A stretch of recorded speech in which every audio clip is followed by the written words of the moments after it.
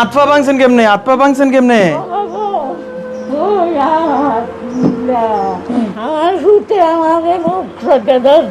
কোন ফুতে আপনার মুখ চেপা ধরছে? আলমগীর বড় ফুত। মোর ধরে কি কয়? আমারে মারবো 70 দিন মাইরা লাইবো। আপনারে মাইরা লাইবো? আর মাইরা লাইবো। এরপরে আর মুখ চেপে ধরছে, আমি শিক্ষার্থী। এরপরে জামাইয়ের ঘরে আমার ঘর, আমার দুয়ার, আমার ছোট পুতের জীবনের কামাই শেষ। এই ঘর, এই যে 3 তলা বাড়িটা আপনার ছোট পুতে করছে? আমার ছোট পুতে করছে, যেটা বিদেশ থাকে। জি। আচ্ছা, এই যে এই ছোট পুতের বউরে দেখলাম ঘর থেকে বাইর করে দিছে। ঘর থেকে বাইর করে আপনার বড় পুতে, এটা আপনার ছোট বউ? এইটা বউ। মিছা কথা কইতাছেন না তো? আপনি কিন্তু মা সবটি ফুতে কিন্তু আপনি ফেডে লইছেন। হ্যাঁ, সবটি ফুত আপনি ফেডে লইছেন, এক ফুতের পক্ষ নিতে পারতেন না। কিন্তু এই বড় ফুতে আপনার মুখ চাপা ধরছে, মাইরা লাইতো সম্পত্তি নেয়ার লাইগা। আমার কি রে বাবা, তারপরে আমরা ছাদের উপর একটা লাভ দিছেন কি রে? শুনেন, কোন আরেকদিন আমি শুয়ে রয়েছি ভিতরে দিয়ে, দরজা দিয়া, এবার আইছে আগে ওই দরজা খুল, লাঠি দিয়ে পিটনে শুরু করে, দরজা খুল, দরজা খুল। যে এই ফুতে ফেডে লইছিলেন, এই ফুতে বড় ফুত। এরপরে আলমগীর সাহেব, আলমগীর সাহেব কথাগুলো মনোযোগ দিয়ে শুনবেন। এরপরে এবার আল্লাহর হুকুম, আল্লাহ দিছে না, খুলতাম। আইসি গো বাবা, আইয়ের না আইসি।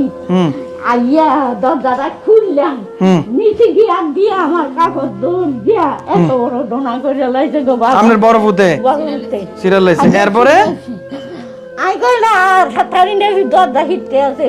এগো তোমরা দাদা সারে বাসা মারে বাড়ি আল্লাহ কইছি রে, দুক দুক দুক দুক দিয়ে নিচে নামা গেছে 3 তলা তুই। আরে না নিচে নামতাম, কত নিচে নামতি না। তার বউ আর গলা সিট দিছে, অক্ষণে মাইরালাম। তার বউ গলা সিট দিছে, তার বউ জাগর পাইছে বাবা, নদী আইগে না। আমার এই ছোট ফুটের জীবনে কামাই দিয়ে ঘর করছে 3 তলা। এই ঘরেই আমরা ছোট ফুটে ঢুকতে দেয় না, এই বউরে ঢুকতে দেয় না। না আচ্ছা, আপনার যে জি আইতাছে, জি আইতে পারে না। আর আপনিও কি আপনার বাড়ি যাইতে পারেন না? আমি আমাদের নিচে নামতাম না, মানে আপনার বিটা কিন্তু জামাইর ঘর আমার নিজের জামাইয়ের ঘরে আপনারা থাকতে দেয় না, নিজের ফ্যাটের ভূত। এবার আমি সাদের তুন আল্লাহ কথা মাথায় হইছে, আল্লাহ রে বুঝলাই আল্লাহ। মানে আপনি মইরা যাওয়ার লাগা ছাদের উপর উঠে পড়ে গেছেন এই ফুতের যন্ত্রণায়, বড় ফুতের যন্ত্রণায়। আল্লাহর কাছে গেছি, আল্লাহ মৃত্যু আর একদিন আপনি করেন।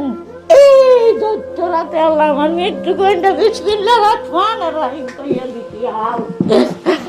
হালদি আপ গেছে, ভালো গেছে। আগে গুছতে জিজ্ঞাসা না, 1 বছরের উপর এবার ঈদ গেছে, ঈদেও জিজ্ঞাসা না।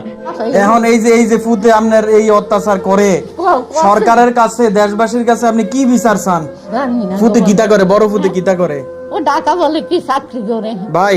কোনদিন আমার ছাইরা না হইছে, বলে জানে না মা, 10 টাকা দিলাম।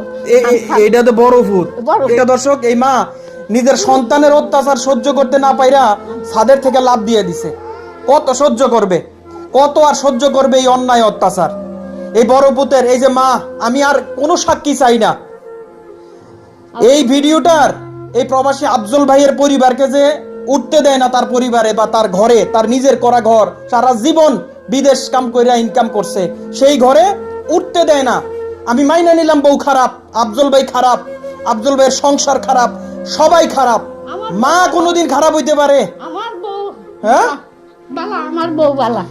মা তো কখনো খারাপ হইতে পারে না, মা মিথ্যা কথা বলতে পারে না, কারণ এই মায়ের পেট থেকে সবগুলো সন্তান বের হইছে। কোন সন্তান এই মা দুই চোখে দেখার কোনো সুযোগ নাই, কিন্তু আজকে এই মাই সাক্ষ্য দিচ্ছে আমাকে আমার ঘরে ঢুকতে দেয় না। আমার সন্তান, আমার বড় সন্তান, তার অন্যায় অত্যাচারের সহ্য করতে না পেরে আমি ছাদের উপর থেকে লাফ দিয়ে জীবন দিয়ে দিতে চাইছি, কিন্তু আল্লাহ আমার ন্যায় নাই, আমার এখনো বাঁচিয়ে রাখছে। আমি 1.5 ঘন্টা 2 ঘন্টা আমি বেহুশা ছিলাম, বেহুশা ছিলাম। শেষে আটকা পাদাতে আবার ভয়ে ভয়ে দুটো ড্রাইভ মাঝে লাগবো। এ না করি গাছও ধরছি, গাছও ধরে একটু উঠছি। উঠতে বাবা গো, আমি এই ফুলের উপরে যাইয়া এই আমারে সিন্দি তুলে দিছি। আপনি দৈত্য কোন কারে? আমি ফুটেরে ফুট আটকা গো বাবা, বড় ফুট আলমগিরি আইবো, আলমগিরি আইবো। ভাই মরতেন না ভাই? জীবনটার ভিতরে এই যে আমরা পৃথিবীতে আইছি, এই মায়ের বদলতে কিন্তু পৃথিবী এই মায়ের পেট থেকে বার হইছে। কিন্তু ভাই কত কষ্ট করে একটা মা তার সন্তানের জন্য, সেই মায়ে আপনার দৈত্য হিসাবে উপাধি দিছে। এই জীবন নিয়ে আপনি কবরবাসী কিভাবে হবেন? আপনি তো পৃথিবীতেই শেষ, পরকালের কথা বাদ দিয়ে দিলাম, আপনি পৃথিবীতেই শেষ। আপনার মা আপনাকে দৈত্য হিসাবে স্বীকৃতি দিয়েছে। এই টাকা, এই পয়সা, এই সন্তান, এই প্রাচুর্য দিয়ে আপনি কি করবেন? নিজের মা যখন আপনাকে দৈত্য হিসাবে স্বীকৃতি দিয়েছে। পুরো দেশবাসী আজকে আপনারা এই ভিডিওটা সমগ্র বাংলাদেশের মানুষকে, আমরা বাংলা ভাষাভাষী যারা আছি তাদেরকে দেখার সুযোগ করে দেন যে একজন মা তার সন্তানকে কখন দৈত্য বলছে। আমি যখন জানতে পেরেছি প্রবাসী আফজল ভাই তার পরিবারকে তার নিজের করা ঘরে ঢুকতে দেয় না, ওই প্রবাসী পরিবারে আসছি তার পরিবারের খবর নিতে। কারণ আমরা তো ভাই প্রবাসীটা খাইতে পারি, রেমিটেন্স পাঠায় বাংলাদেশ গড়ি, কিন্তু প্রবাসীরা যখন বিপদে পড়ে কেউ কেউর পাশে এক বিন্দু পরিমাণ যে দেখিও না যে পরিবারটা কেমন আছে। আমি আসছি ভাই। আপনি তো সেই প্রবাসী আফজল ভাইয়ের স্ত্রী, গতকালকে আপনার ভিডিওটা দেখছি, আপনি এই সন্তানকে নিয়ে বসেছিলেন, আপনার ঘরে আপনাকে ঢুকতে দেয় নাই। পরে যখন আমি যাইয়া দেখি আমার রুমে তালা মারা, তারপর আমার জালে ছেলে দাঁড়িয়ে আছে, আমি আমার তালাটা ভাঙছে কে? এবার আমার জালে ছেলে বলতেছে আমি ভাঙছি। আমি, তুমি কি করতে পারবে? তুই কি করতে পারবি? কিছু করতে পারবি? ওই দিন আমি ছিলাম না, এই কারণে তুই রুমটা তালা মেরে গেছ, তুই কে? এবার হ্যাঁ বাবার কাছে কল দিচ্ছে, আবদুল্লার বেডি এসছে, আবদুল্লার বেডি এসছে, তারা বাইন্দা রাখ। এটা না, আমি ঢাকা থেকে আসতে আসছি, তারা বাইন্দা রাখ, তারা আমি ল্যাংটাকে উলঙ্গ করে তারা আমি লটকে ফেসবুকে আমি সাইডা দিব। আপনার জামাইয়ের বাড়ির ঠিকানাটা একটু বলেন তো। মিয়ার বাজার, চান্দুর কাজী বাড়ি। মিয়ার বাজার, চান্দুর কাজী বাড়ি। আমার নাম কি? কাজী আফজল। আফজল।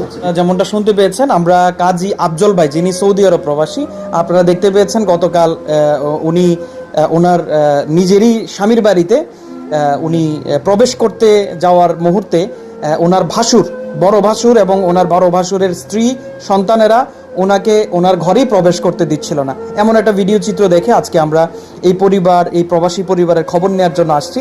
তো আপনারা সঙ্গে থাকেন এবং এই পরিবারটাকে সহযোগিতা করেন। তো উনি এখন ওনার নিজের বাপের বাড়িতে আছেন এবং ওনার শাশুড়িকে নিয়ে আছেন। তো এখন উনি ওনার নিজের ঘরে ঢুকতে পারছেন না। তো এই সমস্যাটা নিয়েই আজকে আমরা এই ভিডিও চিত্রটা উপস্থাপন করছি। আপনারা যে যেখান থেকে আজকে ভিডিওটা দেখছেন এমনভাবে শেয়ার করবেন যাতে করে উনি ন্যায় বিচার পায়। আমার স্বামীর বাড়ি ৭৭ বছর ঘর করছি আমি, শান্ত আর ঘর হারাইয়া আমি বাপের বাড়িতে 1 বছর বেশি হইব। আমার ঘর চাই, বাড়ি চাই, সুখ শান্তি চাই। আমি আর কিছু চাই না, আমার আর শান্তি নাই। আফজল ভাই এই বাড়ি করছে 3 তালা, আজকে সেই প্রবাসী ভাইয়ের এই বাড়িতে ঢুকতে দেয় না। ও আচ্ছা আচ্ছা, এইটা আফজল ভাই তারা বাড়ি না? তো ওই প্রবাসী ভাইয়ের বাড়ি ঢুকতে না দিলে কেমন হইব? মেম্বার সাহেব, ওই যে আমি হচ্ছি টিপু চৌধুরী, মিডিয়াতে আছি আর কি, প্রবাসী কল্যাণ মিডিয়াতে। তো আচ্ছা, এখন কত হইলো এই যে আপনারা এলাকাবাসী, গ্রামবাসী, আপনি মেম্বার এত সুন্দর করে ভাগ করে দিলেন, রুমেও ঢুকতে দেয় না, আবার ওনার পরিবারেও ঢুকতে দেয় না। দেখলাম একটা ভিডিওতে সোশ্যাল মিডিয়াতে ওনার পরিবারের উপর অনেক আঘাত আসতেছিল। তো এগুলা আসলে এই যে এখন যে পরিস্থিতি, তো এই পরিস্থিতিতে আসলে আপনারা কি আবারও বসার চেষ্টা করেন নাই যে তারা যেমন করে? বর্মিয়া মানে না, মানে না। প্রত্যক্ষদর্শী হলো হ্যাঁ, তারারে অনেকবার বলতে চাই কিন্তু ওই মহিলা কথা শুনতেছে না, মানে ওই মহিলা কোনোভাবে কথা শুনে- কোনো কথা শুনতেছে না।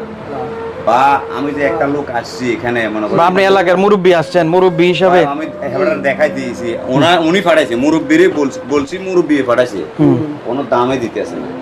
বললাম মামুন কাকা আসলে মানে মেম্বার সাহেব আসলে আগামী দিন মামুন কাকা থাকি এটা মীমাংসা করবো।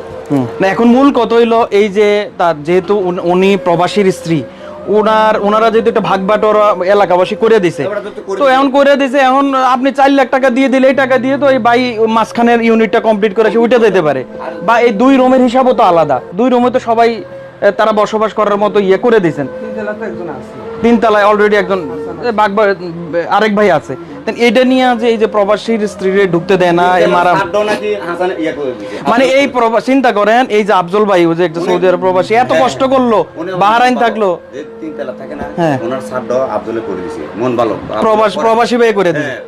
ওইটাও প্রবাসী, হ্যাঁ হ্যাঁ ওইটা কম আর বেশ। এখন যে কামাই বেশি সে একটু বেশি দিল, আর প্রবাসীদের মন্দে এমনিও নরম, সে বেশি দিতেই পারে, খারাপ না ভাই। কিন্তু এখন ওই ভাই শোনেন না, এখন ওই ভাইয়ের যদি তার পরিবারে যদি ঘরেই ঢুকতে না দেয়, ভাই কম আর বেশ ভাইয়ের যখন বাগবাটোরা হয় তখন একটু কম আর বেশ হয়, কিন্তু এই পরিবারে যদি ইয়ে করতে না দেয় তখন কেমনে? ওনারা যদি এলাকাবাসী না মানে, এরপরে উনি তো একজন প্রবাসী, ওনার টাকায় কিন্তু বাংলাদেশ চলে, এটা কিন্তু মানতে হইব। মেম্বার সাহেব আপনিও বোঝেন ওনার টাকায় বাংলাদেশ চলে। এখন বাংলাদেশ শোনেন এই যে এখন এই যে ওনার পরিবারে ঢুকতে না দেয়া ঘরে, এইটার হিসাব কিন্তু ভাই আইন কিন্তু এতদিন জানি না কোন গতিতে চলছে, কিন্তু প্রবাসী কল্যাণ মন্ত্রণালয় এখন ওনার পরিবারে ঢুকতে না দেওয়ার অপরাধে ওনারা যে কি সাজা ভোগ করতে এটার কোনো হিসাব নাই।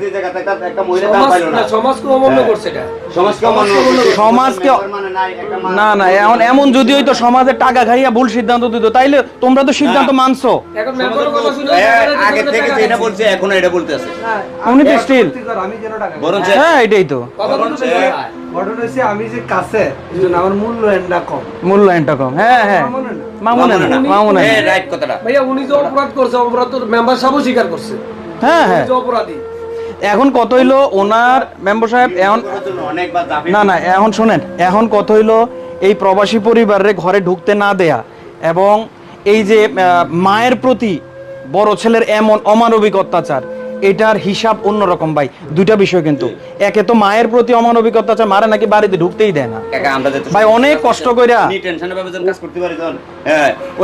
এই প্রবাসীরা ভাই অনেক কষ্ট করে, আমি যতটুকু জানি আফজল ভাই আগে বাহরাইন থাকতো, কত কষ্ট করে বাড়ি করছেন, এই বাড়িতে যদি সে নিজেই ঢুকতে না পারে। কষ্টটা কি দেখেন, আমি বিদেশ করি, আমার একটা ছেলে আছে বাইরে, আমি আমার ছেলেটার কল দিই না কেন কই দেন, আমার ছেলেটার অনেক সময় কল দিলে কাজে থাকে, মানে কাজে থাকে, অনেক সময় কল দিলে কথা খুব আসে, আর আমার ছেলে কল দিলে মানে 8-10 জন যখন একটা রুমে থাকে তখন কথাও বলা যায় না। এখন কত হইলো এই কষ্ট করে যে মানুষ এই বাড়ি করলো, ঘর করলো, নিজের আপন ভাই যদি তারে এই ঘরে ঢুকতে না দেয়, আপন মা অন্য জায়গায় থাকার লাগে, তাইলে এর চেয়ে বড় নিমক হারামি একটা মানুষের জীবন আর কি হইতে পারে?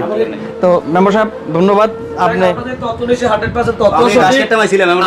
সঠিক আছে ইনশাআল্লাহ। জুল ভাই যার পরিবারকে আসলে তার নিজের ঘরেই ঢুকতে দেয় না, তো আমরা একটু তো সেই পরিবারের খোঁজখবর নিতে আসছি, এবং আয়সা দেখি তার বড় ভাই বা তার পরিবারের কেউই নাই। তো ইনশাল্লাহ আমরা আবার আগামীতে আসবো ইনশাল্লাহ। তো এভাবে আসলে প্রবাসী পরিবারদের উপর এই ধরনের অমানবিক অত্যাচার কোনোভাবে মাইনা নেওয়া যায় না।